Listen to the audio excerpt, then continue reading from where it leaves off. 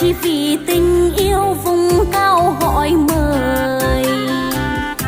Khăn tiêu tặng anh ngắm tình cô gái xuyên sáng tựa hoa ban núi rừng này. Anh có yêu em xin bắt nhịp cầu vượt suối ngàn đi tới bàn em.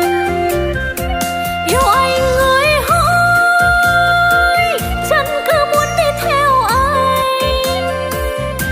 Say giữa vòng xòe ta uống cùng nhau cho má hồng kìa con mắt liếc qua.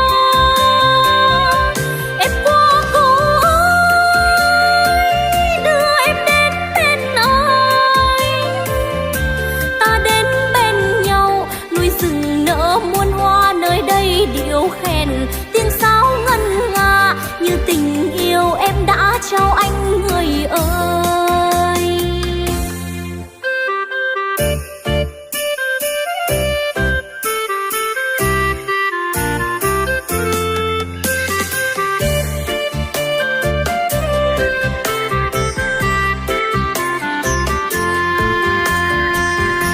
Quê em anh đến có trời mây chập trùng, tây bắc đường xa tuyết răng mùa đông. Anh làm cầu qua con suối sâu kia chỉ vì tình yêu vùng cao gọi mời.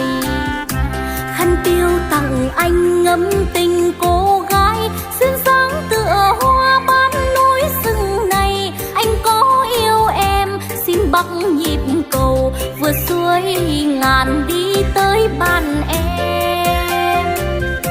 Yêu anh người hỡi, chân cứ muốn đi theo anh.